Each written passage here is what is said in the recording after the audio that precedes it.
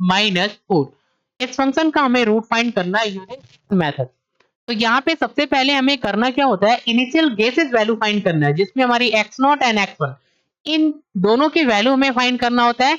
And जो हमारी second method का फार्मूला है, ये हमारी सेकेंड मेथड का फार्मूला है। इस फार्मूला को हमको अप्लाई करना होता है इटरेशन के अंदर। एंड यहाँ पे जो initial guesses value x0 and x1, इसकी वैल्यू हम क्या करते हैं, फार्मूला में पुट करते हैं। एंड इसके बाद हम क्या करते हैं, इटरेशन अप्लाई करके फंक्शन का रूट फाइंड करते हैं। तो यहाँ पे सेकेंड मेथड का यूज करके इस फंक्शन का रूट फाइंड करना है। तो सबसे पहले स्टेप नंबर फर्स्ट में हमको क्या करना होता है, यहाँ पे इनिशियल गेसेस वैल्यू जो है x0 एंड x1 ये हमें फाइंड करना होता है।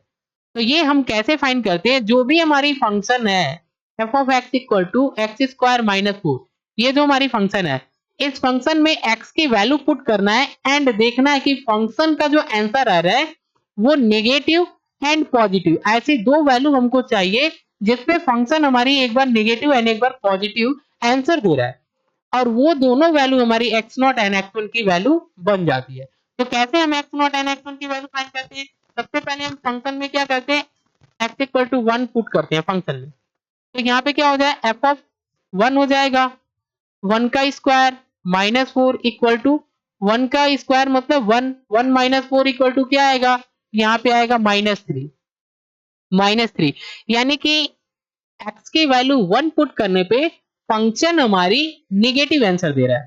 ठीक है, अब हमें पॉजिटिव चाहिए, तो हम क्या करेंगे, x इक्वल टू 2 पुट करते हैं। तो फंक्शन में x इक्वल टू 2 पुट करने पे क्या होगा, f ऑफ 2 इक्वल टू 2 का स्क्वायर माइनस 4। तो यहाँ पे क्या हो जाएगा, 4 माइनस 4 इक्वल टू 0, मतलब यहाँ पे हमें पॉजिटिव वैल्यू नहीं मिली, ना तो पॉजिटिव ना तो नेगेटिव। तो हम यहाँ पे क्या करेंगे, हम यहाँ पे x की वैल्यू जो है वो 3 पुट करेंगे, क्योंकि 0 तो ना तो हमारी पॉजिटिव है और ना ही नेगेटिव है। तो हम क्या करेंगे, हमको पॉजिटिव आंसर चाहिए, तो हम यहाँ पे x की वैल्यू 3 पुट करते हैं फंक्शन में। तो f ऑफ 3 इक्वल टू 3 का square minus 4 equal to 3 3 9 minus 4, क्या आएगा यहाँ पे 5 आएगा। यानी कि हमको ये चीज पता चल गई कि x की वैल्यू 1 पुट करने पे नेगेटिव आंसर आ रहा है एंड x की वैल्यू 3 पुट करने पे पॉजिटिव आ रहा है। तो यही हमको दो वैल्यू चाहिए। तो ये हमारा क्या हो जाएगा, x0 की वैल्यू हो जाएगा, x0 इक्वल टू 1 हो जाएगा एंड x1 इक्वल टू क्या हो जाएगा 3। तो ये हमें दो वैल्यू चाहिए। तो हम यहाँ पे क्या करेंगे, यहाँ पे x0 लिख लेते हैं एंड यहाँ पे x1 लिख लेते हैं। एंड इसके बाद हमें f ऑफ 1 यानी कि यहाँ पे जब हम फंक्शन के अंदर 1 पुट किए थे तो फंक्शन का आंसर क्या आ रहा है, इसको भी राइट कर लेना है। f ऑफ 3 का आंसर क्या आ रहा है, 5 आ रहा है, तो ये चीज हमें राइट कर लेना है। इसके बाद हमें करना क्या है, यहाँ पे हमें फर्स्ट इटरेशन अप्लाई करना है। फर्स्ट इटरेशन में x2 की वैल्यू फाइंड करना है। तो हम क्या करेंगे, यहाँ पे n इक्वल टू 1 पुट करेंगे फार्मूला में। तो ये हमारी फार्मूला है। अब इस फार्मूला में n की वैल्यू 1 पुट करते हैं।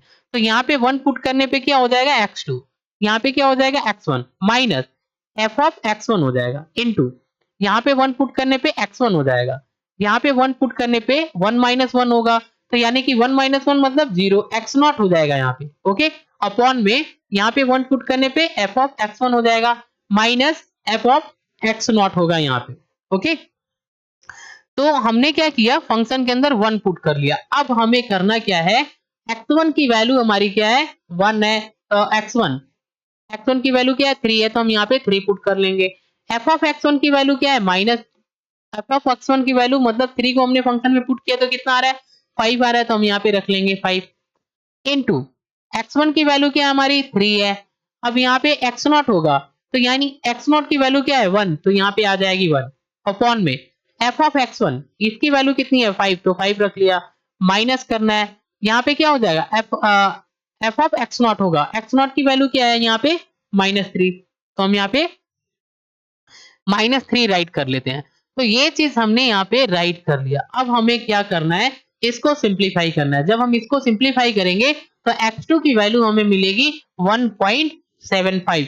तो यहां से हमने x2 की वैल्यू फाइंड कर लिया। अब हमें क्या करना है, अब हमें नेक्स्ट स्टेप में सेकेंड इटरेशन अप्लाई करना है, जहां पे हमें x3 की वैल्यू फाइंड करना है। तो यहाँ पे हम क्या करेंगे, x1 को लेना है हमें, यहाँ पे x2 की वैल्यू लेना है। तो x1 की वैल्यू हमारी क्या है 3 है, x2 की वैल्यू हमारी क्या है 1.75, तो ये हमें राइट कर लेना है।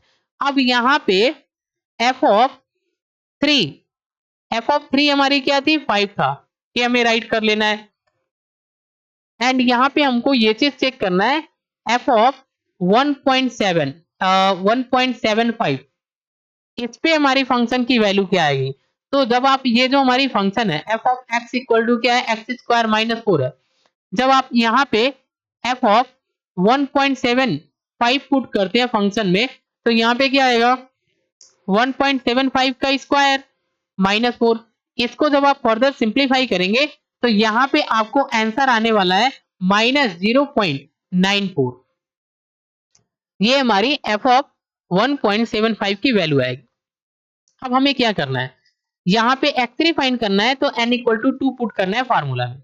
तो फार्मूला ये हमारी है, इस फार्मूला में n के प्लेस पे 2 पुट करेंगे तो यहाँ पे x3 हो जाएगा, यहाँ पे x2 हो जाएगा, यहाँ पे f ऑफ x2 हो जाएगा इनटू यहाँ पे x2, यहाँ पे क्या हो जाएगा x1 हो जाएगा अपॉन में f ऑफ x2 होगा माइनस f ऑफ x1 हो जाएगा। तो यहाँ पे n की वैल्यू 2 पुट करने में फंक्शन हमारी कुछ इस तरीके से बदल जाएगी फार्मूला। ओके, अब हमें क्या करना है, यहाँ पे x2 की वैल्यू क्या है 1.75 माइनस f ऑफ x2 यानी कि ये वैल्यू कितना आ रहा है -0.94, ये हमें पुट कर लेना है, इनटू करना है x2 की वैल्यू यहाँ पुट कर लेंगे, x1 की वैल्यू यहाँ पुट कर लेंगे अपॉन में f ऑफ x2 की वैल्यू पुट कर लेंगे, x1 की वैल्यू हम यहाँ पे पुट कर लेंगे f ऑफ x1 की वैल्यू। इन सबकी वैल्यू पुट करने के बाद हमें क्या करना है, यहाँ पे इसको सिंप्लीफाई करना है। जब आप इसको सिंप्लीफाई करेंगे तो x3 की वैल्यू मिलेगी आपको 1.947। तो यहाँ पे हमें x3 की वैल्यू मिल गई।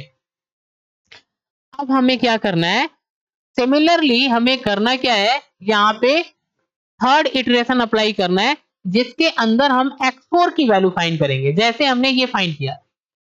जब हम यहाँ पे x4 की वैल्यू फाइंड करेंगे तो यहाँ पे हमें x4 की वैल्यू मिलेगी 1.999।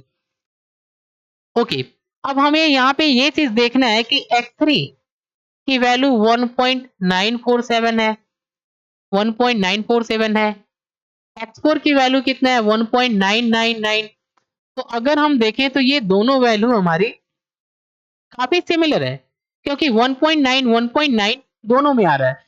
तो अगर हम देखें 1.999 को हम यहाँ पे अगर 1 ट्रांसफर करें तो ये 2 हो जाएगा। मतलब अगर हम बात करें तो जो हमारी रूट होगी यानी x की वैल्यू जो हमारी होगी वो क्या हो जाएगा 2, और यही हमारी क्या होगी आंसर होगी।